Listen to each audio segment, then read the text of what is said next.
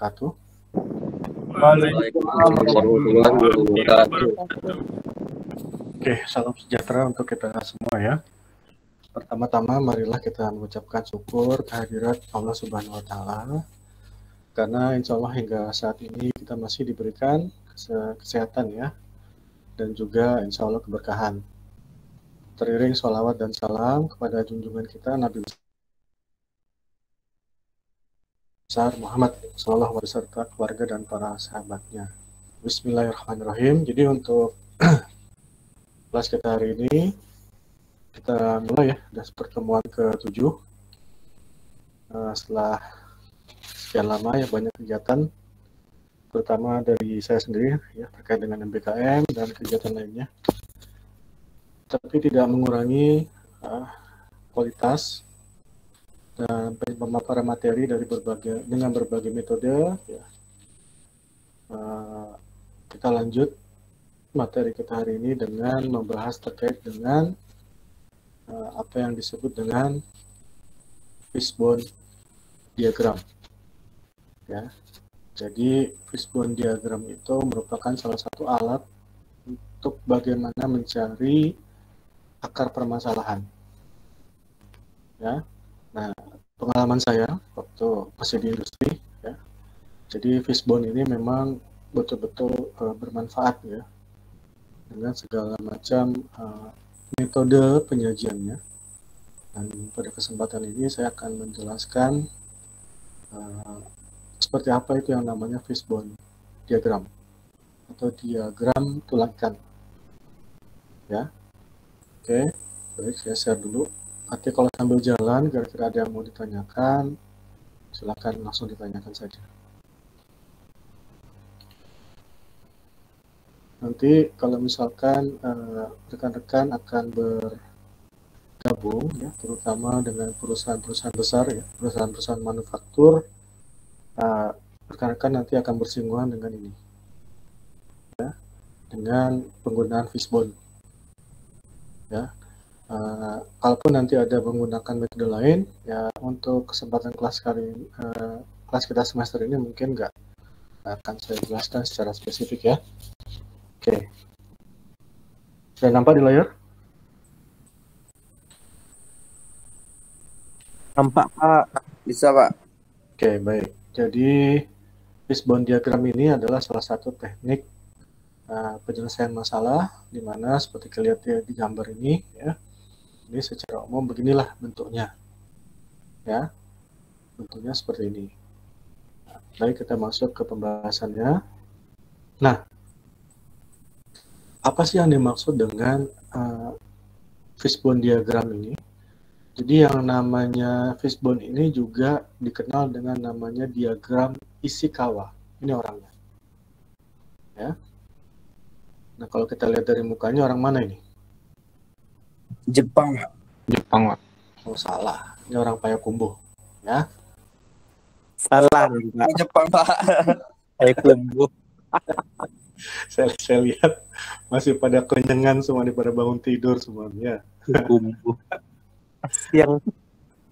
Oke.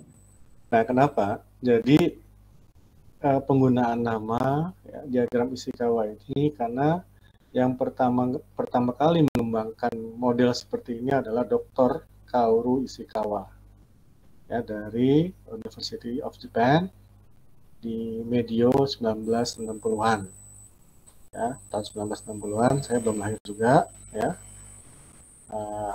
apalagi rekan-rekan ya. Oke, kemudian dari siapa ini Dr. Ishikawa ya, dia ini adalah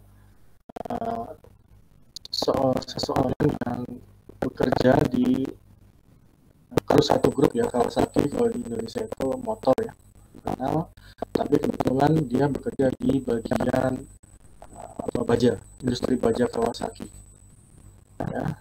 Nah, pada saat itu dia diminta oleh industri tersebut, tempat di mana dia bekerja, untuk bagaimana mencari faktor impact dan interface atau pendekatan dari karakter kualitas ya. Jadi kalau di industri itu umumnya memang sangat benar-benar memperhatikan kualitas. Kalau dalam implementasi di masa sekarang, kualitas itu ada sertifikasinya, ya, yaitu contohnya kalau dulu saya start sebelum awal saya bekerja, ini saya di bidang ini, di PT itu ada yang namanya staff bagian MBOS, itu manajemen by Olympic System. Jadi manajemen yang dilakukan berdasarkan sistem Olimpik, sistem Olimpiade. Kalau sistem Olimpiade itu kita bersaing dari seluruh dunia, di mana kita adalah salah satu pesertanya dan kita dituntut untuk menjadi juara. Ya. Karena ini berupa sistem, tentunya ada hal-hal yang memang harus dipenuhi. Nah, di sini sebagai staf MBOS, saya ini bersinggungan dengan sertifikasi ISO. Ya, ISO International Standard Organization. Ya, kebetulan untuk quality itu manajemen kualitas itu di ISO 9000 dan kebetulan saya ini kualitas mutu, ya, untuk produksi, untuk produk itu di ISO 9000 dan ISO 9001. Nah, selain itu juga karena tuntutan dari konsumen, jadi kebanyakan konsumen kami, perusahaan kami itu adalah dari negara-negara Eropa, di mana negara-negara Eropa itu sangat sadar lingkungan. Jadi selain mereka minta mutu, mereka juga minta kepedulian perusahaan terhadap lingkungan. Itu namanya jadi standarisasi yaitu ISO 14001 lingkungan. Dan perusahaan-perusahaan Eropa, ya, Jepang dan Korea ya terutama, itu juga meminta bagaimana kesadaran perusahaan terhadap keselamatan kerja, karena itu industri kan. Itu kita juga mengurus terkait dengan SMK 3, terkait dengan safety-nya. Nah, itu salah satu kesatuan di mana sertifikasi itu harus kita miliki, ya, baru kita bisa melakukan ekspor ke negara-negara maju tersebut. Tapi ada auditornya, ada konsultannya, itu kita ngambil konsultan atau auditornya dari Singapura. Ya, Singapura. Nah, kemudian secara berkembang, ternyata tuntutan, selain tuntutan dari luar negeri, juga ada tuntutan dari dalam negeri. Apa itu? Ya, itu tuntutan sertifikasi halal. Ya, jadi meskipun produk yang kami hasilkan itu bukan makanan, itu berupa produk stasioneri, ya, kertas, ya, kemudian juga kertas terutama produk kertas dan tisu, ya, itu juga harus mempunyai sertifikasi halal. Dan juga ini berawal dari permintaan dari negara-negara Arab. Ya, kalau mau masuk market mereka harus selain ISO tersebut, ya, yang disebutkan di atas tadi juga harus ada sertifikasi halal. Ya, baik itu sertifikasi halal dari lembaga dunia maupun lembaga Indonesia, ya, dari MUI. Itu terus ya pengurusan itu semua. Oke. Nah, kemudian ini sekilas ya terkait dengan Ishikawa diagram atau fishbone diagram atau diagram tulang ikan. Nah ini, kenapa ini disebut sebagai diagram tulang ikan? Karena seperti kita lihat di sini, ya, bentuknya itu seperti tulang ikan. Nah, ini. Ya, kenapa? Karena di dalamnya ada kepala yang menyerupai, ya, ada kepalanya, kemudian ada tulang-tulangnya juga di sini. Makanya disebut dengan diagram tulang ikan. Nah, kalau kita lihat di sini, ya, di bawah ini, ya, saya nggak tahu kelihatan apa enggak. Kalau yang pakai laptop kelihatan ini. Nah, jadi kita gambar diagram seperti ini, ya.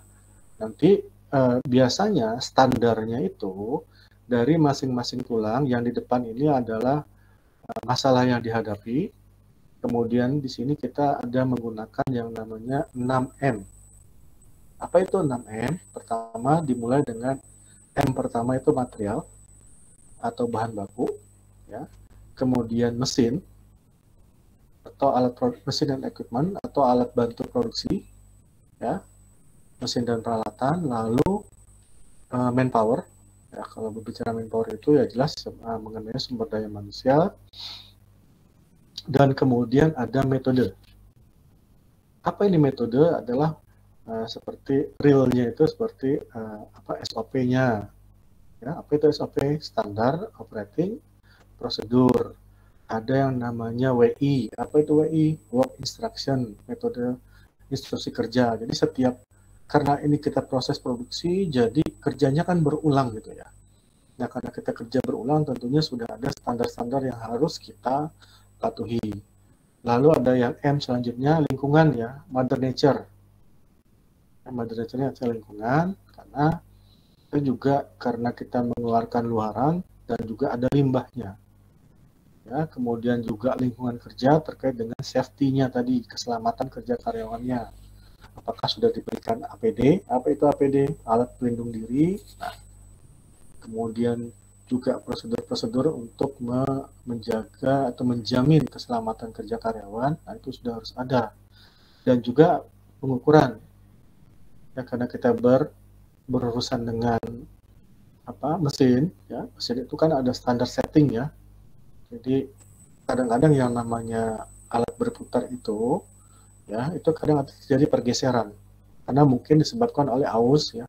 Peralatan yang aus, ya, kemudian juga peralatan yang ada kerusakan, nah itu kan harus dipastikan bahwa standar pengukurannya atau ukurannya atau settingnya itu sudah sesuai.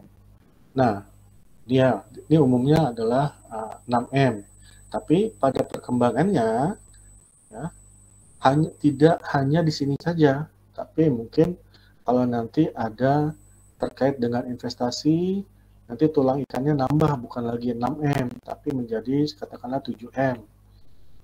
Bukan, 7M. Apa itu M yang tambahannya lagi? Money. Apa itu money? Uang. Kalau misalkan ada investasi, kemudian juga ada misalkan promosi gitu ya, itu tambah lagi menjadi 8M. Apa itu? Marketing. Ya, jadi ini standar bakunya 6M, tapi pada saat bisa disesuaikan dengan kebutuhan. Nah itu, ya. Nah, kenapa digunakan metode ini? Karena metode ini digunakan untuk menjelaskan kira-kira penyebab masalah yang terjadi itu apa sih? Ya, penyebab masalah yang terjadi itu apa? Nah, tapi untuk mencari hal tersebut, maka ada satu pendekatan yang bisa digunakan, yaitu yang namanya teknik brainstorming. Ya, kalau lihat namanya ngeri nih, brainstorming, badai otak kalau kita terjemahkan ke bahasa Indonesia. Apa itu brainstorming? Oke, nanti saya akan jelaskan di akhir slide. Ya, apa itu namanya brainstorming? Oke. Nah, kemudian, apa sih fungsinya? Secara spesifik, pertama, fungsinya itu untuk membantu membantu kita untuk mengidentifikasi akar permasalahan dari suatu masalah.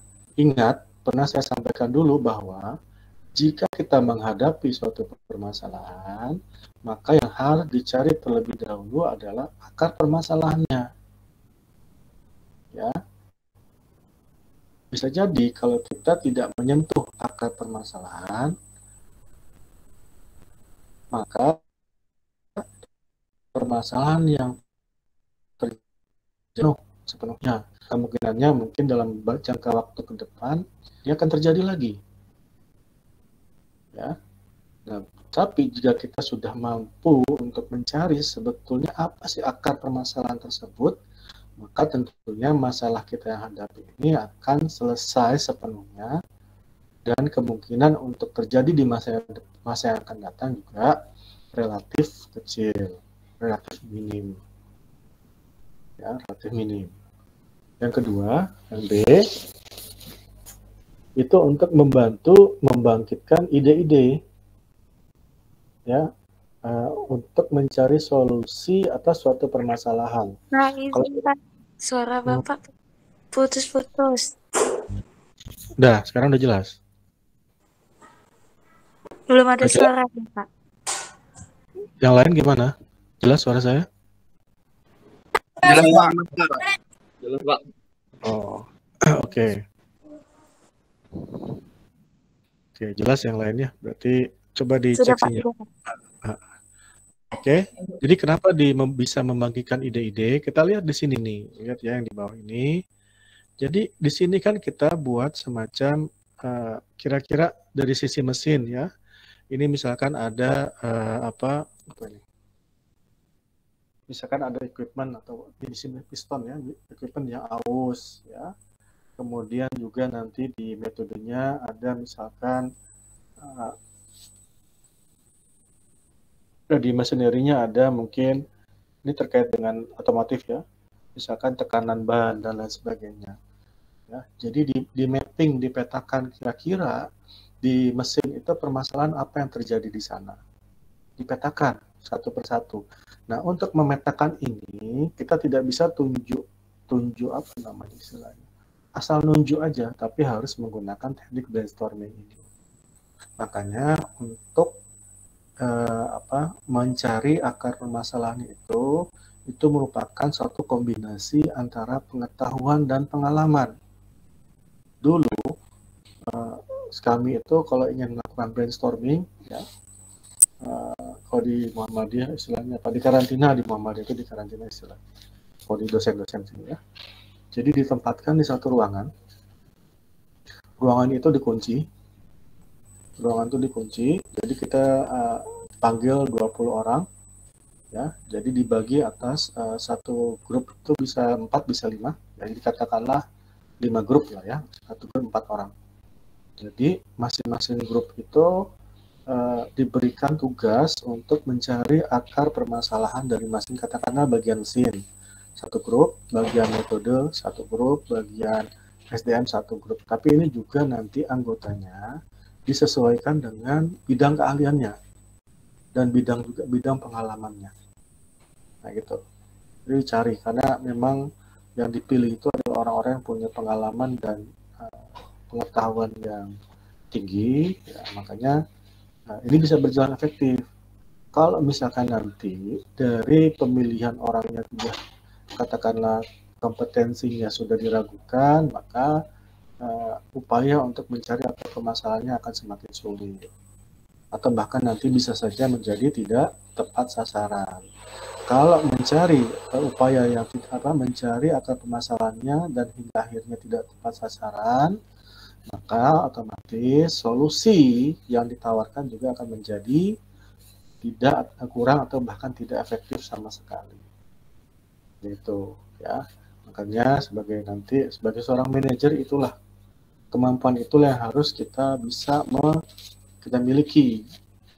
Ya, manajer itu dibayar mahal, salah satunya adalah untuk menempatkan orang yang tepat di posisi yang tepat. Itu mahalnya manajer itu. Ya, tidak semua orang bisa seperti ini. Ya, presiden itu manajer. Ya, bagaimana dia menempatkan pembantu-pembantunya, menteri-menterinya adalah dari orang-orang yang tepat di posisi yang tepat. Makanya pemerintahan itu bisa nanti berjalan efektif. Nah, gitu ya. Jadi ini masalah leadership, kepemimpinan. Ya, kompetensi dia memimpin itu seperti apa. Oke, kembali. Nah, kemudian membantu dalam menyelidiki atau mencari fakta lebih lanjut. Tadi sudah saya jelaskan ya, bahwa orang-orang yang dipilih itu adalah orang-orang yang punya kompetensi dan punya pengalaman dan keahlian serta pengetahuan yang dinilai cukup atau dinilai baik ya. Karena untuk mencari ini, karena kalau kita tidak tahu terhadap apa yang kita nanti diskusikan, ya dia akan di situ-situ aja muternya itu ya. Yang keempat, mengidentifikasi bagaimana menciptakan hasil yang diinginkan. Tujuan utama untuk menyelesaikan untuk mencari akar permasalahannya adalah untuk menyelesaikan masalah secara menyeluruh. Ingat, di awal saya bilang bahwa setiap tindakan itu pasti ada konsekuensinya. Ya, ada sebab, ada akibat, dan yang namanya akibat itu tidak pernah mendahului sebab. Ya, nah itu. Kemudian lalu membahas isu secara lengkap dan rapi. Ya, isu secara lengkap dan rapi. Nah, kalau kita melakukan yang namanya brainstorming itu, misalkan, saya lanjut cerita yang tadi ya. Jadi kita disediakan satu papan, ya, nanti secara detail saya akan terangkan di slide khusus brainstorming, di mana kita akan menuliskan semua potensi-potensi akar permasalahan yang terjadi. Katakanlah 20, kita sudah brainstorming, dapat 20 isu, 20 permasalahan, ya. Nah, apakah permasalahannya semua langsung di-handle untuk dicari solusinya? Tidak, Pak. Nah, terkadang kita ada strateginya. Kita dari 20 itu kita buat skala kepentingannya. Mana yang paling penting? Lalu di ranking 1, 2, 3, 4 sampai 20. Nah, biasanya yang kita ambil itu adalah 3 sampai 5 teratas. Itu yang kita harus selesaikan lebih dahulu.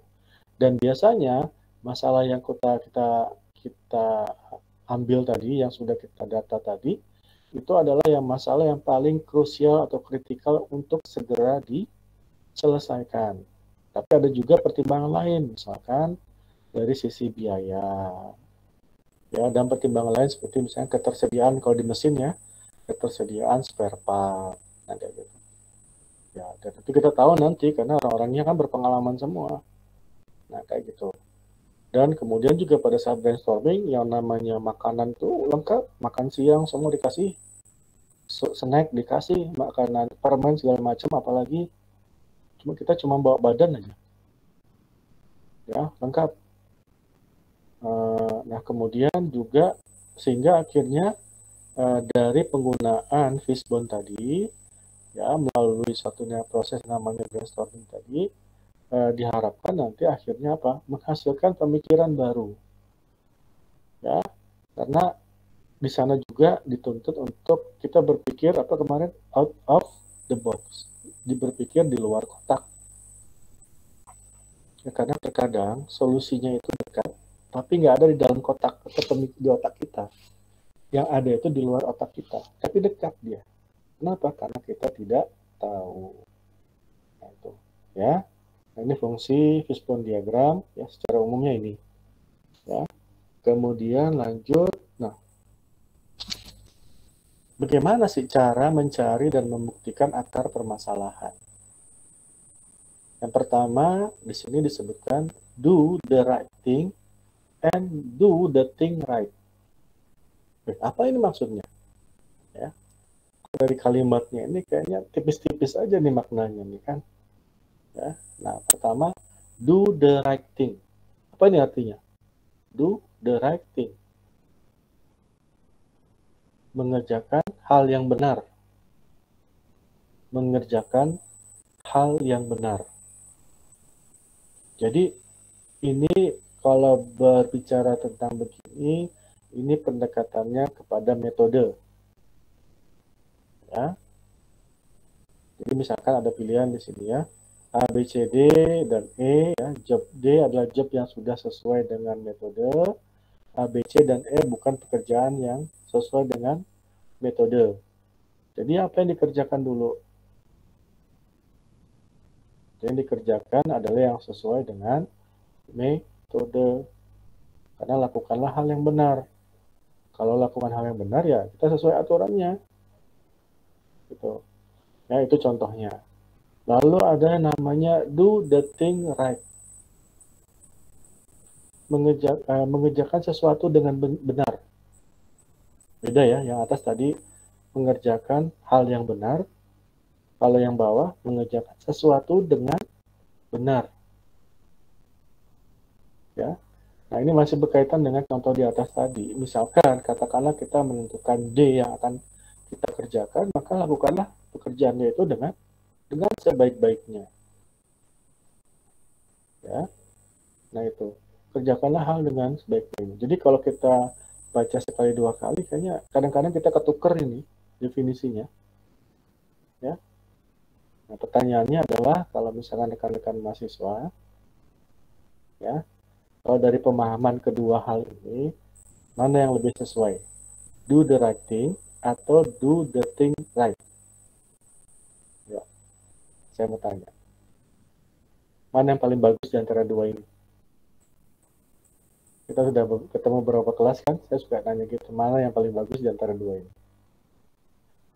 Do the right thing, mengerjakan hal yang benar, atau mengerjakan sesuatu dengan benar. Oke, mana tahu keluar UTS.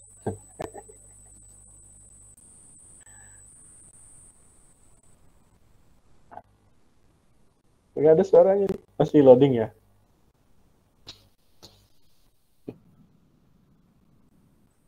Mengerjakan sesuatu dengan benar, do the right thing berarti ya. Oke, siapa nih? Oke, yang lain? Setuju juga dengan dia tadi?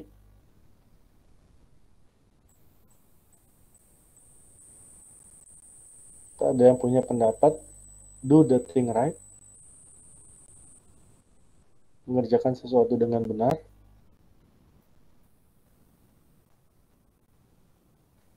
Oh, ada ya. Oke.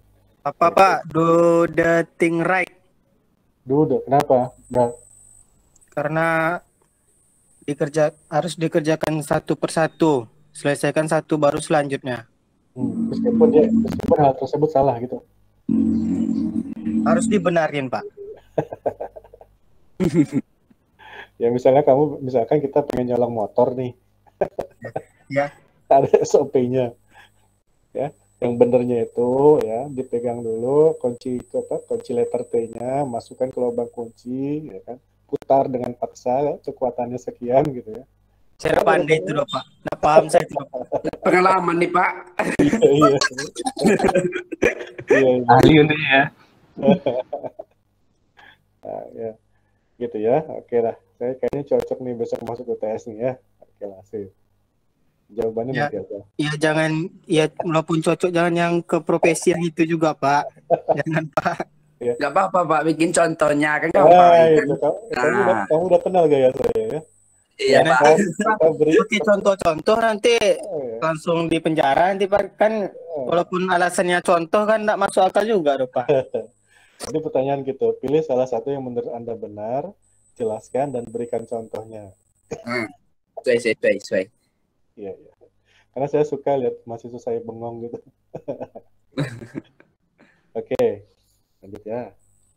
Nah, kemudian dengan menggunakan metode 5 whys. Apa itu? Dengan menanyakan 5 kali kenapa. Kemarin sudah saya contohkan ya seperti apa. Nah ini. Ya, kalau misalkan ini kita tanyakan dalam satu permasalahan secara berulang, sehingga pada akhirnya tidak ada lagi jawaban yang bisa ditanyakan lagi. Itulah yang namanya akar permasalahan. Tapi apakah misalkan harus 5 kali Pak? Ya enggak juga. Kalau 3 kali sudah mentok jawabannya, itulah akar permasalahan pertanyaan yang ketiga. Kalau 5 kali juga masih ada ujungnya, tanya lagi pertanyaan ke-6 ke-7. Y-nya kan. Y ke-6, Y ke-7. Ya. Nah ini. Seperti di sini saya contohkan. Contoh misalkan gemuk. Kenapa gemuk? Tidak olahraga. Ya. Gemuk tidak olahraga. Kemudian kenapa tidak olahraga? Malas. Kalau malas ini ada obatnya lagi enggak? Tanya lagi. Enggak Pak. Kenapa malas? Malas tuh nggak ada obatnya Pak, belum ditemuin lagi. Malas itu nggak ada obatnya lagi. Ya. Solusinya apa? Ya udah. Solusinya rajin. Kemudian juga lakukan berolahraga secara periodik. Kemudian nanti yang tadinya gemuk menjadi agak gemuk, menjadi akhirnya ideal. Kalau kelebihan jadi kurus kan gitu. Ya, nah itu. Nah, jadi malas inilah yang menjadi salah satu akar Permasalahan. Nah, itu contoh ya. Nah, ini yang paling simpel kali contohnya. Nah, gitu. Nanti rekan-rekan mahasiswa misalkan menggunakan metode di tempat kerja diminta menggunakan metode ini, ya udah ingat contohnya. Kenapa gemuk tidak olahraga? Kenapa tidak olahraga? Malas. Solusinya apa? Mengobati kemalasan tadi menjadi rajin. Ya kalau sudah rajin, hilang rasa malasnya, mulai berolahraga. Ya, kemudian setelah berolahraga, otomatis gemuknya nanti akan mulai, mungkin nggak langsung hilang ya, tapi badannya itu akan mulai membentuk lah, ya, tergantung jenis olahraga yang dilakukan. Nah, gitu ya. Oke. Kemudian selanjutnya apalagi yang ketiga, plug in plug out, PIPO, plug in plug out. Nah, misalkan nanti kita sudah menemukan akar permasalahannya, nanti kita harus cek lagi valid nggak ini, benar nggak ini, ya. Karena gini, kita dalam menentukan akar permasalahan itu kadang-kadang kita subjektif sebagai individu, wajar, karena kita manusia, ya. Kalau saya pun kadang-kadang kami ya, yang namanya menilai juga, kita berusaha objektif, tapi terkadang kita nggak bisa mengenyampingkan subjektivitas kita. Makanya kadang-kadang itu ada faktor lain lah yang kita memberikan kadang-kadang penilaian lebih atau bahkan penilaian kurang. Ya itu wajar, nggak masalah. Ya tapi kalau masih dalam ranah yang bisa dipertanggungjawabkan, ya itu nggak masalah gitu. Ya. Nah, jadi kita harus cek lagi apakah benar-benar root cause-nya ini. Karena kalau menanggung nanti ternyata katakanlah kalau malas tadi memang sudah nggak ada obatnya. Tapi kalau misalkan tiba-tiba kita terkait dengan yang lain, ya kenapa tidak olahraga? Bahasanya bukan malas, karena tidak ada waktu. Misalkan masih bisa nggak? Kenapa tidak ada waktu? Masih banyak main Mobile Legends misalkan. Atau saya tahu mahasiswa Umbri nggak main Mobile Legends, mainnya app. Nah, apa itu app? Free Fire. Main juga ya app ya. Ya, oke. Nah itu, loh kenapa main game terus? Karena nggak ada waktu. Ya tentunya ada pertanyaan lain, suntuk misalnya. Kalau suntuk berarti ngapain? Nah, jadi ini yang kayak gini nih harus di plug in plug out gitu. Bener nggak ini nih gitu. Ya karena nanti salah, akar permasalahannya nanti alternatif solusinya juga salah. Kenapa? Makanya di sini kalau sudah begitu maka pasti akan menghilangkan akibat sebenarnya. Nah, itu, ya. Oke, ini contoh. Ya contoh saya akan jelaskan lagi. Saya sudah jelaskan. Kemudian, nah ini. Kalau berbicara, rupanya ada nama lain ya. Namanya ada juga selain diagram Ishikawa, fishbone diagram, fishbone tulang ikan, ada diagram sebab akibat. Ya. Nah, di sini tadi sudah ini di sini 7 ya, tadi 6. Terus bisa nambah nanti marketing. Nah, ini ya. Ini faktor-faktor yang tadi sudah saya jelaskan di awal. Ya. Nah, jadi nanti bisa disesuaikan tergantung kebutuhan. Semakin lengkap, misalkan kita di sales, tentu kalau di sales kan nggak ada yang namanya mesin kan, ya. Jadi distributor misalkan, kerja di perusahaan distributor, tentu nggak ada yang namanya mesin, ya itu nggak usah dipakai. Untuk apa? Ya, dikeluarkan. Gitu. Jadi disesuaikan saja, sesuai dengan kebutuhan. Ya. Nah ini bisa digunakan untuk faktor tadi bisa digunakan untuk diagram Ishikawa ini. Nah, di sini misalkan, nah ini sedikit sekilas terkait dengan bagaimana cara membentuk atau membuat diagram sebab akibat. Jadi libatkan orang 4-10, tapi kalau menurut saya itu nggak usah banyak-banyak. Karena kalau semakin banyak nanti pembahasannya akan semakin panjang. Justru nanti malah kan waktunya biasanya kan ditentukan itu nanti. Ya, malah tidak akan menyelesaikan atau mencari akar permasalahannya, karena di dalam itu nanti akan banyak perdebatan gitu. Ya, jadi cari aja 4-5 orang aja, nggak usah sampai 10 ya. Kemudian juga tadi disebutkan diperlukan adanya brainstorming ya. Jadi sudah saya jelaskan juga, cari penyebab-penyebab kemungkinan terjadinya masalah, lalu kemudian disaring ya. Lalu setiap permasalahan yang tersaring itu tentu harus punya sebab yang benar, atau tadi saya jelaskan valid tadi ya. Tapi untuk mencari ini tadi disesuaikan dengan pengetahuan, lalu disesuaikan dengan pengalaman, dan juga disesuaikan dengan datanya ya. Nah, kemudian kalau sudah tahu seperti itu, baru ditaruh di diagram. Misalkan manusia, ini apa masalahnya? Perlengkapan packing hilang.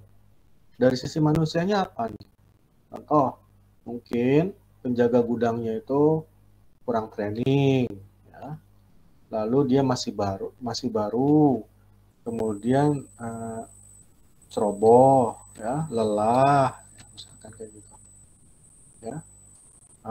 Kemudian misalkan dari metodenya diagram untuk penyimpanan atau di storage sistemnya kurang bagus ya, kemudian cara menyimpan barang di gudangnya nggak teratur ya.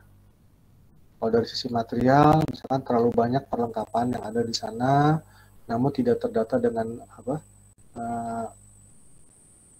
terlalu banyak jenis ya. Terlalu banyak jenis materialnya seperti apa. Kalau misalkan mesin,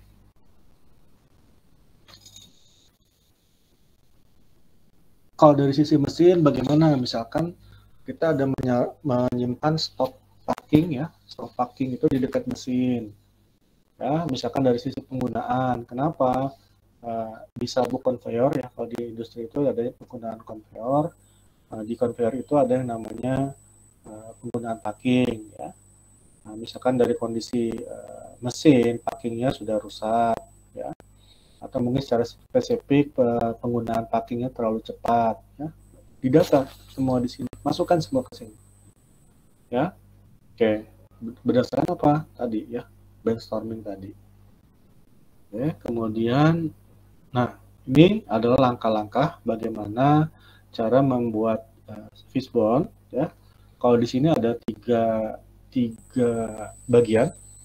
Yang pertama kita juga dibuat dulu kerangka diagram fishbone-nya seperti apa ya. Nah, biasanya di kepalanya ini ada masalah. Nah, untuk pembuatan diagram itu kepalanya harus ke kanan atau bisa ke kiri, terserah. Mau ke kanan atau ke kiri nggak masalah ya. Nah, jadi untuk di kepalanya ini adalah untuk menyatakan masalah utamanya apa ya. Kemudian bagian kedua ini siripnya ya. Jadi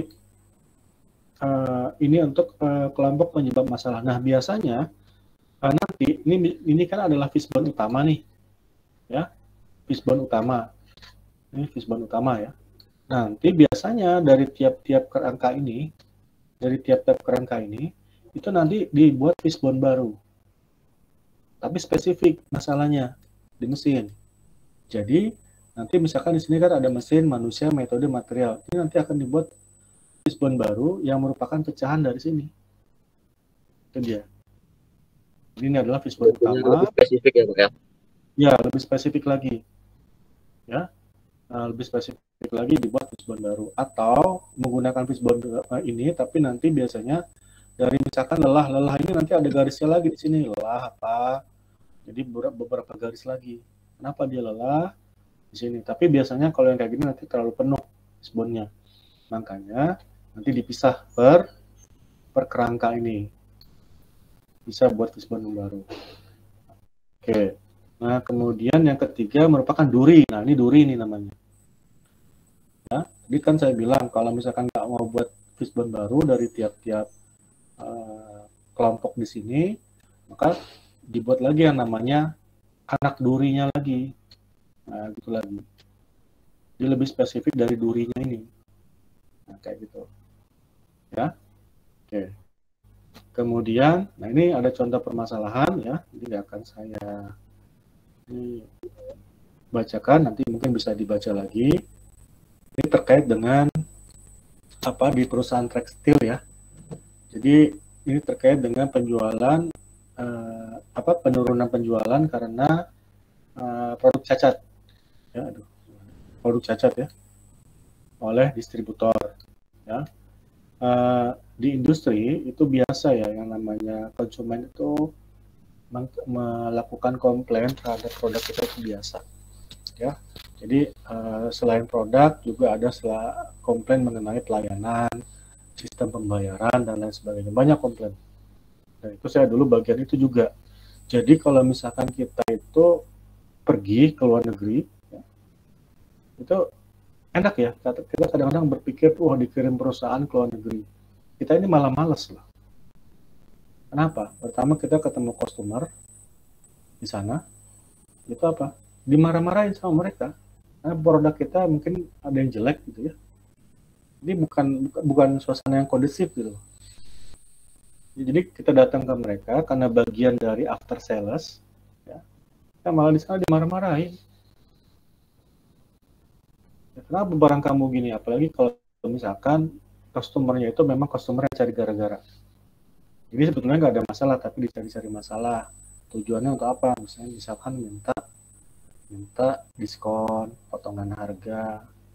Kan kalau barang kita kan misalnya 10.000 ton kirim ke sana, disimpan di gudang pelabuhan, di pelabuhan belum masuk, mereka biasanya mengirimkan staff QC mereka untuk cek. Ya. Jika misalkan ada ketidaksesuaian, ya udah barang tertahan di pelabuhan. Pilihannya barang ini diterima oleh konsumen tapi dengan pemotongan harga atau dikirimkan kembali ke pabrik. Kalau kita orang pabrik ngapain? Barang udah sampai di sana kirim lagi ke pabrik, biaya lagi kan? Itu disitulah kita nego. Seperti apa? Ya, bagaimana solusi yang terbaik? Ya. Tapi kalau biasanya kalau ada yang perusahaan atau konsumen yang nakal atau bandel, itu biasanya langsung di blacklist sama kita. Karena kita kan banyak juga ya. Konsumen kita sudah banyak sih betul. Jadi kita punya keleluasaan untuk memilih konsumen. Nah, kalau perusahaan udah besar begini ya enak ini. Jadi kita punya kuasa untuk memilih konsumen. Gitu ya. Ya, dan juga kita kuat jadi persatuan, kan ada persatuan usaha gitu ya, kita kuat karena biasanya kalau konsumen juga mereka punya istilahnya, misalnya dia terima barang jelek, mereka akan ngomong ke yang lain seperti itu, tapi biasanya kita counter yang kayak gitu ya. Kemudian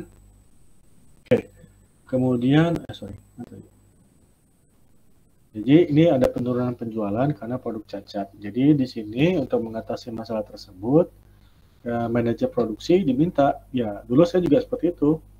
Saya manajer produksi, saya dapat customer complaint, tentu saya harus telusuri. Kenapa ini bisa terjadi? Apakah ini kelalaian dari produksi atau kelalaian pengiriman? Tapi biasanya kita fokus di produksi saja karena selaku manajer produksi. Ya. Cari itu, telusuri, ya, sehingga dapat itu karena kita sistemnya sudah automation. Jadi misalkan ada ketidaksesuaian mesin, kerusakan mesin, itu di sistem tercatat itu jam detik keberapa itu udah tahu kita. Kemudian berapa lama? Ya, kita kan kapasitas produksi kita kan 1 bulan itu sekitar 100.000 ton, ya 100.000 ton di tempat saya itu. 100.000 ton. Kita udah tahu tuh sistemnya. Nama kita ada namanya barcode kan, kita bisa scan tahu jam berapa terjadi permasalahan. Ya. Nah kalau misalnya nanti kita tahu mereka komplain, kita tahu ini masalahnya katakanlah lemnya terbuka gitu ya. Kita tahu tuh, kita cek trace di sistem oh terjadi memang ada kelainan lem itu jam sekian sampai jam sekian. Itu berapa banyak produksinya dari jam sekian itu? Atau katakanlah sekitar 1 jam misalkan, sekitar 300 ton. 300 ton itu yang dicegat. Kita buka, kita bongkar itu semua. Bener nggak? Kita ambil sampling kalau memang nggak perlu semua, ambil sampling lah. Ya, ternyata dari sampling kita ambil 10 ton, ditemukan cuma misalkan 200 kilo yang bermasalah. Itu biasanya sih kita langsung bisa simpulkan bahwa hanya 200 kilo ini yang bermasalah. Nggak mewakili keseluruhan produk yang dikirim. Itu aja. Itu yang kita kasih diskon misalkan kayak gitu aja. Atau kita ganti barang, ya. Tapi itu tergantung negosiasi. Ya. Oke. Jadi manajer ini ingin menggunakan diagram tulang ikan untuk mencari dan menganalisa akar permasalahannya seperti apa. Ya. Nah, ini langkahnya yang pertama, kita buat kepalanya dulu. Apa itu? Di sini yang merah ya. Kita buat apa? Banyaknya produk cacat. Ya, selesai. Kemudian menuliskan, ini judulnya dulu apa ya? Dibuat banyaknya produk cacat. Lalu langkah kedua baru ini. Di sini. Apa masalahnya? Ya. Kemudian yang ketiga, lalu dibuat dulu kira-kira dari permasalahan tersebut apa yang menjadi bagian apa yang berpeluang untuk terlibat sehingga terjadinya masalah tersebut. Ya, karena ini tadi diproduksi, maka di sini diambil cuma mesin, ya, kemudian metode, material, sama manusia. Nah, terus seperti saya bilang tadi kan, disesuaikan. Di sini berarti cuma 4 aja. Ya. Lalu, nah ini langkah 4, lalu buat apa? Penyebab sekunder. Ini kan penyebab utamanya dari sini. Ini buat penyebab utama. Kemudian juga setelah penyebab utama nanti dibuat yang sekundernya apa? Sesuaikan dengan masing-masing permasalahan. Ya, di sini ada kerusakan mesin. Kemudian ini ada kesalahan setting kalau di mesinnya. Lalu di metodenya salah layout produksi. Ya. Lalu misalkan kualitas bahan bakunya rendah, apa itu? Dari material ya. Kemudian suplai bahan bakunya terhambat sehingga mengambil stok yang cacat dari gudang misalkan. Kemudian kemampuan pengawas ya, atau foreman. Nah, kemudian rendahnya kemampuan tenaga kerja misalkan. Oke, sudah sampai segitu baru kita buat langkah selanjutnya, dikembangkan lagi. Dikembangkan lagi, misalkan di sini dari metode dibuat layoutnya bermasalah, setelah dianalisa kemungkinannya desain layoutnya kurang efektif. Ternyata untuk produk tertentu layout produksi yang kita punya itu nggak sesuai. Ya, nah misalkan nih kerusakan mesin, ya kerusakan mesin di sini ada mesin tua. Apa solusinya kalau mesin tua? Ya Pak, ganti mesin baru. Ya memang kayak gitu. Tapi ada nggak duitnya? Itu pertanyaannya. Mesin tua misalkan di overhaul, ya. Itu duit lagi tuh berapa besar overhaulnya seperti apa? Ya. Nah itu. Kemudian misalkan ada lagi kesalahan setting. Ini SOP-nya, pengetahuan SOP-nya rendah. Gitu. Karena mungkin dia tidak begitu paham terkait dengan SOP yang ada. Nah, itu, ya, jadi semuanya diuraikan. Nah, itu. Nah, seperti saya bilang tadi, misalkan ini mau kita buat fishbone baru ya boleh. Jadi nanti ini diuraikan lagi, ya, ke anak tulangnya lagi, gitu. Ya, nah itu. Kemudian nah, kalau misalkan berbicara manpower, ya ini dia ada kemungkinan penyebab masalah manpower. Ini misalkan keterampilan, ya. Lalu pengalaman kerjanya kurang, motivasinya juga rendah, ya, terkait dengan pengawasan misalkan. Ya. Nah itu. Jadi kita bisa lihat dari gambaran tulang ikan ini bagaimana sistem tulang ikan ini untuk mencari kira-kira apa itu akar permasalahannya, ya. Kemudian, nah ini langkah ke-6, nah, seperti saya bilang tadi, dari manajer produksi tadi menentukan item-item mana sih yang paling mungkin punya pengaruh yang nyata. Kok ini sepatu sih? Ya, terhadap tekstil tadi. Ya, tekstil tadi. Ya, dia apa? Ditandain. Ya, lihat nih yang warna hijau. Ya, ini SOP-nya dulu, kemudian dari sini manusianya apa, pengalaman kerja, kepemimpinan, skill-nya, lalu di motivasinya, ya, itu. Kemudian nanti biasanya setelah kita buat ini semua, ya, kita buat semacam tabel, ya, masalahnya dulu, kemudian nanti cabangnya ini, tulang ikannya, lalu anak tulang ikannya, ya, dibuat beberapa tabel tuh, kolom.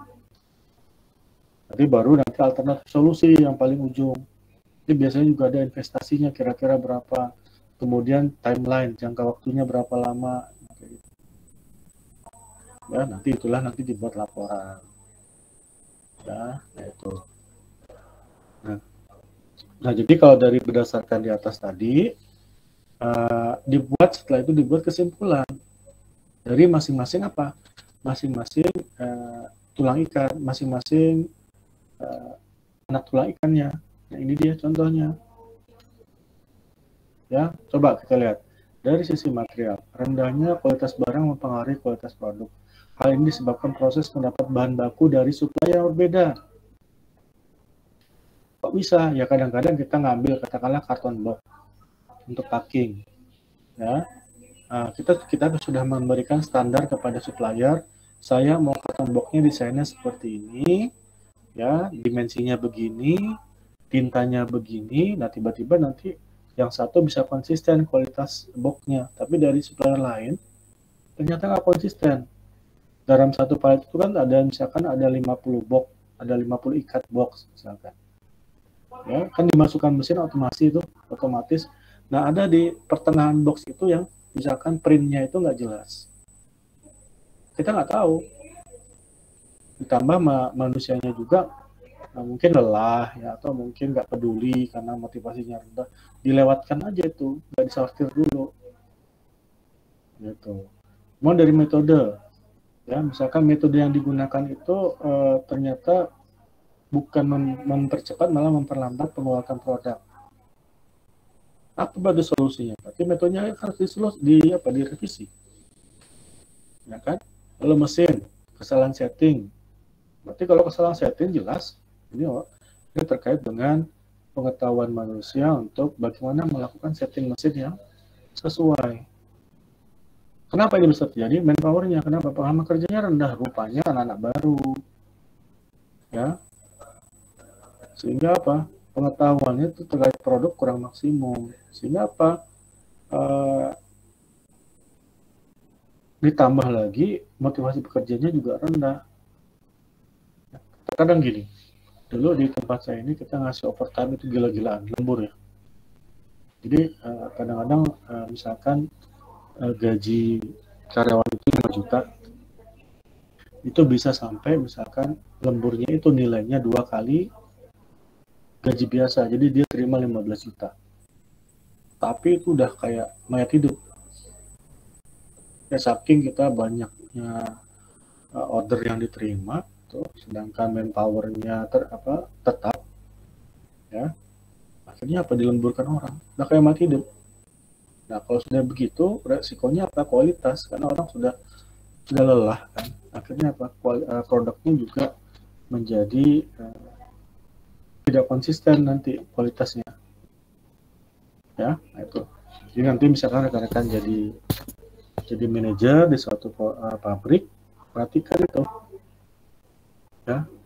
Ini kita memperlakukan orang itu tidak sama kita memperlakukan mesin. Mesin ditendang paling rusak, tapi dia tidak melawan. Kalau orang, ya kita tendang, dia melawan. Makanya treatmentnya harus berbeda. Kalau dulu saya memperlakukan staff itu ya sebagai manusia aja. Ya, jadi kita membuka diri, gimana mereka, apa keluhan mereka gitu. Apa yang bisa saya sesuai batas wewenang saya, sudah langsung follow up. Kalau memang bukan di wewenang saya, kita komunikasikan dengan bagian terkait, atau misalkan dia butuh otoritas lebih tinggi, kita bicara sama atasan gitu. Hasilnya bagaimana? Hasilnya dikomunikasikan kembali kepada bawahan. Apa yang kamu sampaikan itu saya sudah bicarakan ke pihak terkait dan juga atasan. Kesimpulannya begitu, kalau orang diajak bicara senang-senang aja kok, paham mereka. Ya, itu. Jadi itu juga sebagai leader kita harus punya kemampuan komunikasi. Ya, itu. Oke, selanjutnya ini manfaatnya ya. Memfokuskan individu atau organisasi pada permasalahan utama ya. Kemudian juga memudahkan dalam mengilustrasikan gambaran singkat permasalahan yang ada di organisasi. Gitu. Makanya tadi saya di awal bilang kami guru pakai ini dan mempermudah kami untuk mencari akar permasalahan dulu. Nah, makanya ini saya mau share nih ke rekan-rekan mahasiswa, seandainya nanti bergabung ya, bukan hanya di industri, di perusahaan, nanti bisa coba implementasikan ini di sana. Ya, dan insya Allah berdasarkan pengalaman saya ini cukup sangat membantu ya. Tergantung nanti kita di awal biasanya kita akan kaku ya, tapi sudah terbiasa itu udah mengalir aja ya, untuk memanfaatkan Fishbone ini. Lalu ya kemudian, nah ini untuk menentukan kesepakatan mengenai suatu penyebab suatu masalah, maka menggunakan teknik brainstorming, di mana di situ di teknik itu nanti anggota akan memberikan sumbang saran ya terkait dengan masalah utama, termasuk penyebab dominan terjadinya masalah utama tersebut ya. Kemudian yang perlu diingat nanti pada saat proses brainstorming itu yang namanya jabatan itu semua harus disingkirkan. Kita semua sama. Jadi ya nggak ada namanya manajer, supervisor, atau misalkan operator, itu nggak ada. Semua disingkirkan. Kita sama. Jadi kita dalam memberikan ide itu harus betul-betul tidak terbatas adanya kendala jabatan. Enggak. Nah, saya mau ngasih ide segan lah Pak. Bapak kan pimpinan saya. Nggak gitu. Semua bebas. Nah gitu. Ya. Lalu membangun dukungan anggota organisasi untuk mencari solusi. Jadi solusi itu kadang-kadang itu bisa datang dari bawah. Ya, kalau di tempat saya dulu kita bangun sistem namanya, sistem ini ya kalau kita berbicara sistem ini sudah komputerisasi ya, namanya I suggest. Apa itu? Jadi semua orang di dalam organisasi kami itu boleh memberikan saran secara tertulis melalui sistem komputer. Ya, nanti saran-saran tersebut diberikan insentif. Ya, satu saran itu, tapi ya sarannya nggak ngaco-ngaco juga ya, yang relevan lah. Kita kasih dulu itu 50.000, lumayan lah. Kalau misalkan sarannya memang realistis, ini belum dikerjakan sarannya, baru berupa saran, misalkan 10 orang ada 500.000 loh. Ya, tapi nggak boleh mengulang sarannya. Ya, nah kemudian misalkan saran itu diterima, kemudian dilakukan, dikerjakan oleh manajemen, ternyata saran itu menghasilkan keuntungan 1 miliar, itu dikasih, orang yang memberi saran itu dikasih uang. Hari itu kita kasih 1% dari 1 miliar, berapa itu? 10 juta ya, lumayan. Jadi semakin besar tingkat keuntungannya, misalkan sampai 10 miliar udah 100 juta. Kita kasih gitu. Kalau memang saran dia itu jadi perusahaan bisa mendapatkan keuntungan. Kalau menurut saya sih kecil lah. Kalau kita untung 1 miliar, kita kasih orang yang memberikan saran 10 juta, kecilnya itu. Karena kita sudah untung 1 miliar. Nah, itu ya. Kemudian fokus pada masalah. Nah, seperti saya bilang tadi, karena diagram Fishbone ini kan kita gambarkan masalah di diagram tersebut. Kemudian juga memudahkan visualisasi dari hubungan antara penyebab dan masalahnya seperti apa. Ya. Kemudian dengan membuat diagram Fishbone kita juga akan karena sudah divisualisasikan tadi, tentunya kita akan lebih mudah melihat hubungan antara satu akar permasalahan dengan permasalahan yang lain. Tadi kan ada material, manpower, segala macam. Ya. Kemudian juga di sini ada kita lebih mudah untuk mendiskusikan, dan juga itu membuat arah diskusi kita itu lebih terarah. Nah, itu dia. Kenapa? Ya udah tadi kita acuan kita kan pada akar masalah dan penyebab yang sudah kita gambarkan di Fishbone tadi, gitu ya. Oke, kemudian ini dia. Nggak terasa juga. Oke, brainstorming ya. Tadi kita ada bicara tentang brainstorming. Apa itu yang namanya brainstorming? Ya, jadi kalau berbicara definisi itu banyak definisinya. Di sini saya ambil secara umum. Brainstorming adalah teknik yang digunakan untuk menemukan solusi terhadap masalah tertentu dengan mengumpulkan ide-ide secara spontan, ya, dan juga berdasarkan akar permasalahan yang dipetakan. Saya lupa nambahkan, ya, itu. Kemudian, jadi dengan menggunakan pendekatan brainstorming ini nanti kita akan memaksimalkan kreativitas dari anggota kelompok. Jadi seperti saya beri contohkan, nanti misalkan ada 20 identifikasi, nanti kita buatkan skala kepentingan, skala berdasarkan kepentingan. Dari 1 sampai 20. Ya, nanti kita ambil 3 atau 5 yang kira-kira bisa kita eksekusi dan berdasarkan ranking tadi, di mana kalau kita bisa menyelesaikan 1 sampai 5 saja, dia 80%, 70 atau 80% permasalahan bisa selesai. Gitu, ya. Nah, di sini juga disebutkan bahwa kalau berbicara tentang istilah brainstorming, ini dicetuskan pertama kali oleh siapa? Alex Osborne. Ya, dia ahli pemasaran ya, di tahun 1941. Di mana ya tentunya brainstorming ini adalah satu bentuk metode baru tentang bagaimana cara mengembangkan satu ide. Ya. Kenapa begitu? Karena dia percaya bahwa yang namanya setiap individu itu punya potensi kreatif. Kita ini punya potensi kreatif.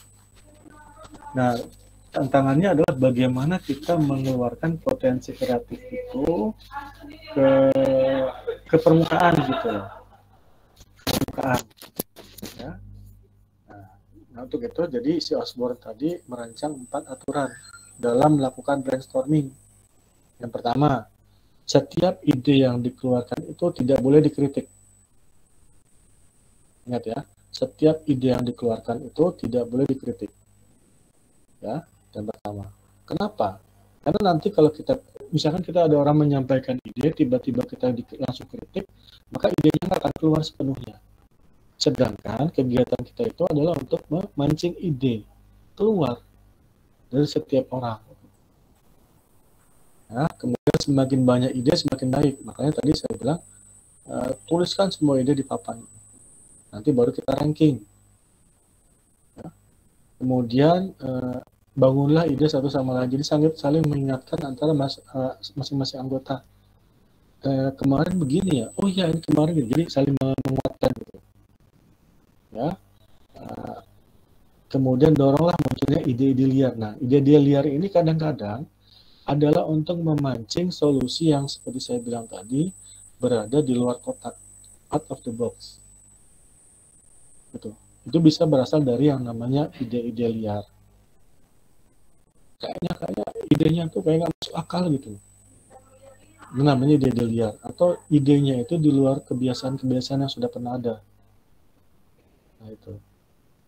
Ya udah jangan dimatikan, biarkan dikeluarkan. Ya, nanti baru pada saat perankingan berdasarkan skala prioritas baru kita bicarakan. Ini idenya begini ya, ini nggak umum loh, tapi kayaknya masuk akal juga. Udah, Tapi seperti saya bilang tadi, karena yang terlibat itu adalah orang-orang yang memiliki pengetahuan dan berpengalaman, ya yang tadinya idenya tidak masuk akal menjadi masuk akal juga. Gitu. Ya, kalau dalam bahasa Inggris istilahnya doable, bisa dikerjakan. Nah itu sedikit apa yang dimaksud brainstorming. Sebetulnya kalau secara rinci saya masih ada materinya, cuma nanti kita cari sesi lain. Ya. Oke, sampai sini ada pertanyaan? Jelas? Terkait dengan materi hari ini, terkait dengan fishbone diagram?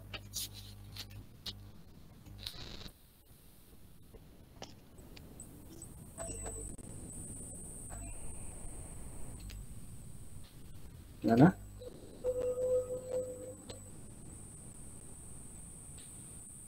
Mana suaranya nih?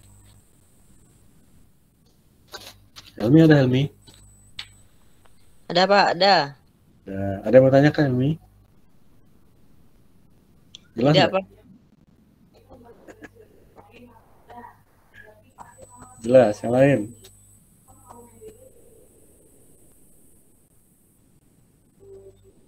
Oke, kalau nggak ada ya kita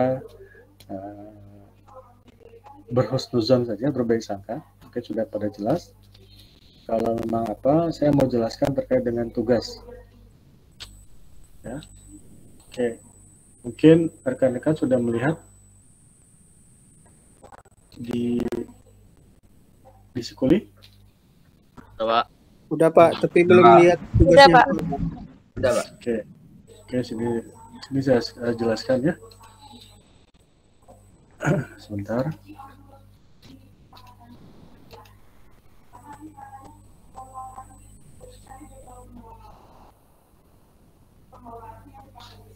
Oke, nampak di sini? Nampak, Pak. Oke, baik. Jadi di sini karena sudah pertemuan ke-7 sesuai dengan saya sampaikan di awal semester, bahwa nanti akan ada tugas ya terkait dengan dulu awalnya pembuatan bukan rangkuman Pak. Tapi di sini saya ganti menjadi menyalin.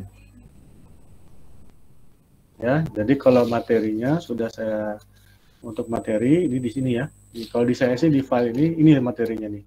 Tugas menyalin materi 1 sampai 5. Tapi kalau di rekan-rekan mahasiswa saya nggak tahu tampilannya seperti apa. Ya. Di sini. Oke. Nanti lihat aja di sikulinya. Jadi tolong diperhatikan hal-hal berikut. Yang pertama nanti tolong digunakan kertas folio bergaris. Ya, gunakan kertas folio bergaris seperti biasa. Tugas dikerjakan dengan menggunakan tulisan tangan, ya. Ditulis dengan rapi dan menggunakan tinta berwarna biru. Ada yang nanya ini kenapa? Kenapa Pak? Kenapa Pak? Pengalaman yang telah lalu. Ini bukan mahasiswa keseluruhan ya, ini oknum aja. Ya. Sama kan yang kelas-kelas dulu kan ada merangkap juga tuh. Ya, ternyata dia pinjam punya temennya, namanya diganti. Jadi nama dia. Namanya diganti jadi nama dia. Ya. Akhirnya apa? Ketahuan sama saya. Dua-duanya saya nggak nilai. Yang temannya mengerjakan komplain, Pak, ini yang pinjam ke saya. Saya bilang saya nggak mau tahu. Ya, kamu temanmu punya niat jahat, kamu bantu. Itu saya kenakan aja dua-duanya. Selesai. Itu saya nggak mau, intinya ini. Saya ingin mahasiswa betul-betul dipaksakan untuk membaca materinya. Bukan hanya sekedar membaca, tapi menulis. Biar ini bisa nanti paling tidak, kalau nggak bisa 100% nyangkut, mudah-mudahan ya paling tidak 50% nyangkut lah. Ya, materinya. Ya. Itu. Ini juga untuk menghindari orang berbuat dosa lah. Ya. Itu. Kemudian nanti yang ketiga, pada setiap halaman agar tuliskan nama, NIM dan kelas. Ya, ada juga yang kayak gitu. Dia nulis 20 halaman, 5 halaman terakhir kok tulisannya beda. Rupanya dia gabung-gabungkan dengan yang punya lain. Nah, saya ini nggak mau kayak gini. Ya, saya kecewa sekali kalau model-model begini ya. Kemudian nanti tugas kemudian yang keempat ya harusnya. Tugas kemudian di scan berwarna biar kelihatan warna birunya tuh. Ya. Dan di-upload ke Sikuli dalam format dokumen PDF. Selain PDF nanti saya nggak mau nilai. Baik, Pak. Karena biasanya nggak bisa terbuka itu. Jadi kita buat umum aja dalam format dokumen PDF. Kejadian juga dulu kayak gitu, Pak. Saya ngerjakan, Pak. Tapi Bapak reject. Apa keterangan di situ tidak bisa dibuka, Pak? Nah, udah. Jadi kalau nggak bisa dibuka, apa saya mau cek? Ya, gitu. Kemudian yang kelima ya. Tugas nanti dikumpulkan secara sesuai dengan batas waktu yang diberikan. Jadi di sini saya ngerti lah. Jadi saya kasih 2 minggu ya, cukup kan? Cukup, Pak. Ya, mantap. Cukup. Oh, saya hitung 70 halaman tuh. Pak, Optimal mau nanya, Pak. Cukup.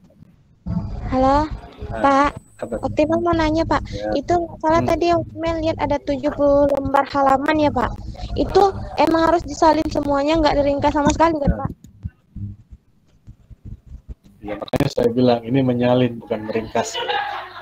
Ini yang ke-6 itu, yang kelima tulisannya di sini. Nah, tugas ini bukan tugas merangkum, tapi menyalin teks materi yang diberikan. Baik. Udah saya hitamkan. Berarti seluruhnya ya Pak, tanpa ada dikurangin ya? Iya. Iya. 70 lembar. Karena saya sadar bahwa kan kita kan online nih, berarti kadang-kadang kalau yang tidak magang, berarti di rumah kan agak nganggur-nganggur lah katanya kan. Udah olahraga aja lah. Nanti mungkin tangannya agak kekar sedikit, nggak masalah. Pak, itu emang 70. Bahu, Pak, bahu. Iya, makanya karena ini 70 lembar dia karena ini 70 lembar, makanya yang apa Brar? Putus-putus ya Brar? 70 lembar, Pak. Lepas jari agak dua itu kan Pak. karena 70. Brar. Allah. Saya lihat Abrar kuat. Pulang-pulang jari. Kurang lah, Pak. Lagi 70. Ototnya. Nah, karena 70 lembar, maka di yang nomor 7 saya tulis semangat. Nah, itu loh. Ya. Semangat. Yap. Nah, jadi nanti untuk materi UTS besok, materi UTS besok itu nanti kita ambil dari materi yang diringkas ini. Ya. Dengan anggapan rekan-rekan sudah membaca bahkan menulis, maka paling tidak ada materi yang nyangkut. Nah, itu nanti akan kita coba tanyakan di UTS ya. Baik. Jadi nilai UTS, Pak. Baik, Pak. Hah? Kirain jadi nilai UTS, Pak. Oh gitu. Enggak lah, UTS lain lah. Oh, enggak, Pak. Salah lagi ya, Pak. Oke, ada pertanyaan? Mau jadi UTS sekalian ya? Boleh, Pak. Boleh nih, Pak. Iya, Pak. Boleh. Oke, boleh.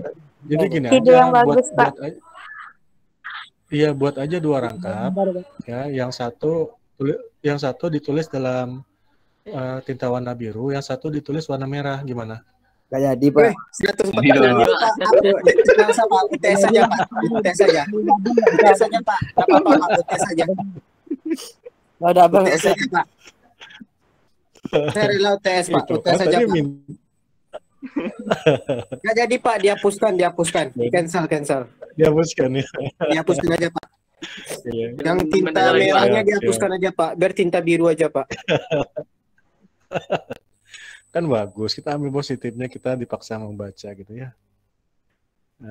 Oke, habis saya lihat nih mahasiswa saya ini malas sekali lah membaca ini. Itu siapa lah mahasiswa itu, Pak. Astagfirullahaladzim. Termasuk saya juga, Pak. Saya juga. Iya, yang mudah. Saya ada. Ya siapapun. siapapun lah yang mudah-mudahan mendapatkan hidayah ya. Amin. Amin. Amin. Oke. Pak, saya terbiasa, Pak. Nggak apa-apa. Bapak suruh sampai 20 lembaran nih, Pak. Resume Bapak. Ini 30 ya boleh lah. Nah, pokoknya itu ya. Oke, baik. Ada yang mau ditanyakan lagi terkait dengan ini? Jadi ini nanti perhatikan ya, tanggal 21. Ini pertemuan yang berapa nih? Ke-9 kalau nggak salah. Minggu ya. Panjang lah waktu ini. Dicicil lagi. Waktu sampai tanggal 21, Pak. Kirain saya sampai tanggal Shopee ulang tahun, Pak. 12. Boleh lah, boleh 12 kan? Jangan Pak. Anda pas tuh Pak, tanggal 21 pas, Pak. Saya salah lihat tadi, Pak. Maaf. Ya, kalau saya Shopee update 12 ya dapat diskon kan. Nah, saya diskon lah waktunya 12. Jangan. Ampun, Pak. Ampun. Iya. Oke. Kalau nggak ada, kita absen dulu kali ya. Kayaknya iya, Pak. Oke, sebentar ya.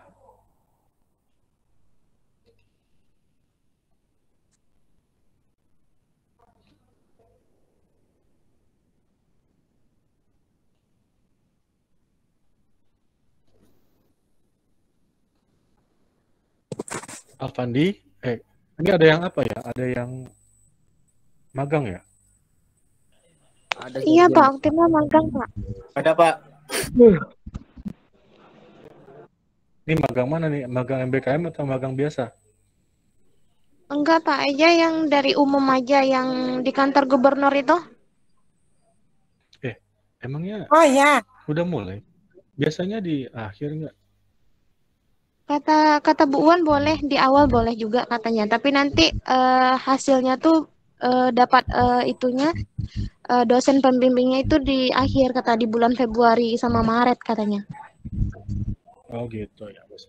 Oke, nggak apa-apa, nanti dari Prodi akan mengeluarkan nama-nama ya. Misalkan di sini dibuat mangkir, tapi biasanya yang dikasihkan kompensasi itu adalah yang ikut MBKM ya, yang 3-4 Ya. bulan itu. Iya. Oke, Kak, mau tanya, Muhammad. Kak.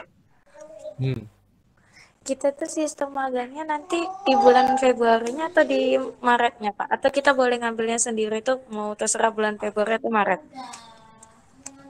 Yang apa ini? Yang magang? Ya, yang magang umum, Pak, dari kampus, Pak. Yang Iya, biasa. makanya nanti sebetulnya yang berkompeten menjawab ini nanti dari Kaprodinya, biar nanti satu suara kan. Tapi berdasarkan pengalaman yang semester lalu, itu biasanya di akhir ya, atau di pas selesai mata kuliah semua ya. Itu karena nggak kalau yang di luar ini ya, di luar MBKM, itu setelah mata kuliah selesai. Ya, semester yang lalu seperti itu juga. Nah, makanya nanti tadi ada informasi kan temannya sudah boleh kata Buan, tapi nggak ada informasi ada kompensasi, berarti harus masuk kelas gitu. Nah pertanyaannya, bisa nggak masuk kelas? Karena kan absensinya jalan, gitu loh, ya. Nah coba nanti dikonfirmasikan lagi ya, bagaimana informasi yang sesuai yang benarnya seperti apa. Oke? Nanya Pak, RUP kapan keluar lagi tuh Pak? Sudah menanti Pak. Oh maksudnya mau apa ini? RUP? Oh pengumumannya. Iya, pengumuman RUP. Udah ngajukan lah? Udah Pak. Belum tahu ya, karena dari kami yang terakhir kemarin udah dikeluarkan SK-nya untuk yang sudah RUP kemarin. Cuma sekarang RUP belum ada lagi. Yang November tahap itu kan belum keluar Pak. Sekarang udah masuk belum Desember. Belum ada sih. Mungkin nanti RUP selanjutnya itu semester ganjil tahun depan kayaknya. Oh. Jadi lama-lama ya Pak. Iya Pak. Ya kami belum untuk yang angkatan ini kami belum sanggup untuk melepaskan kembali ke masyarakat. Jadi agak lama sedikit lah. Oh, saya mengabdi Pak. Tidak. Bahaya nih. Sabar. Oke, sabar lah ya. Nanti Baik, Pak. mudah-mudahan karena kita menyelesaikan MBK dulu. Nanti setelah itu mungkin ada. Standby aja lah. Oke, Pak. Oke. Absen ya. M. Alfandi nggak ada ya. Andre Anggara ada. Saya Pak, ada Pak. Oke, Mel ada Mel. Ada, Pak. Oke. Tasya Zafira. Hadir, Pak. Rahmat Hendrisa ada. Hadir, Pak. Kamu belum ke Siguli, Mat? Udah, Pak. Nah, ini masih belum hadir. Hah, udah ngucap salam saya loh, Pak. Bentar, Pak, saya cek. Udah saya buat. Emilda, Hadir, Pak. Kartika nih kayaknya nggak Hadir, ada. Pak. Kamu juga belum ke kuliah, Kartika? Udah, Pak. Nggak. Ini masih kosong. Cynthia, kan mangkir jadi. Ntar. Cynthia ada? Ikut MBKM dia, Pak. Bang Riau. Iya, Bang Rio dia, Pak. Miss Titi. MBKM juga, Pak, di Pegadaian. Pegadaian. Oh, oke.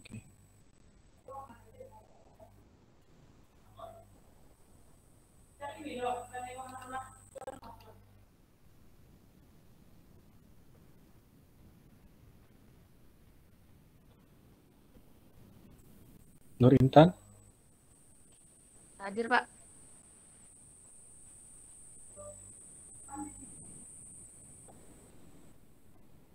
Tri Medina Sari. Ikut MBKM, Pak, di Bang Riau. Oh, oke. Afri masih ada, Fri? Masih, Pak. Rian masih ada, Yan? Anifa Novianti. Hadir, Pak. Mayang ini MBKM ya. Gusmawati. Hadir, Pak.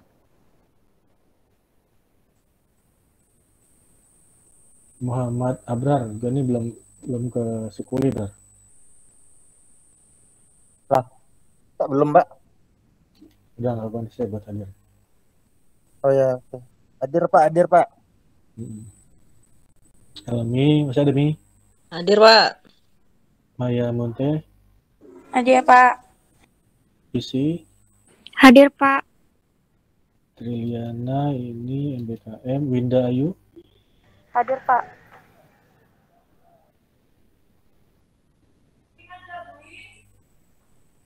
Nur Aprila. Hadir, Pak. Sirila. Hadir. Belum masuk sekolah juga Triliana. Sirila ya. Udah, Pak. Udah masuk, Pak. Masih kuning sih. Itu, Pak, tadi nggak keluar apanya tuh, Pak, absennya, Pak. Kayak gimana? Pas masuk tuh ada kayak memasuki ruangan Bapak gitu. Kelas Bapak Iya. itu. Jadi harus buka dari jadwal gitu, Pak. Oh gitu ya. Ya udah nggak apa, di sini saya buat hadir. Alfi Syahri. Hadir, Pak. Wahyu. Hadir, Pak. Fatmawati. Hadir, Pak. Devika Dila. Hadir, Pak. Rohani Lemban Gaul ini sakit nih.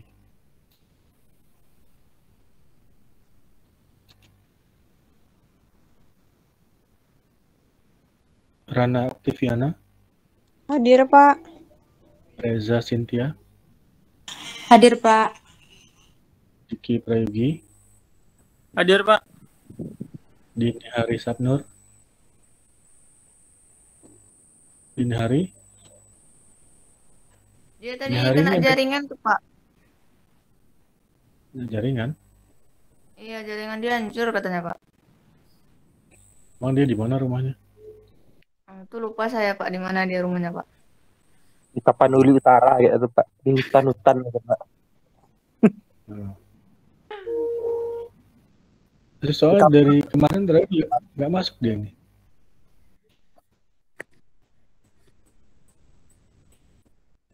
Tadi WA saya dia Pak, jaringannya benar-benar nggak ada, benar rusak. Satu kampung sama saya dia tuh, Pak. Oh ya. Iya, Pak. Kamu kok bisa Wahyu?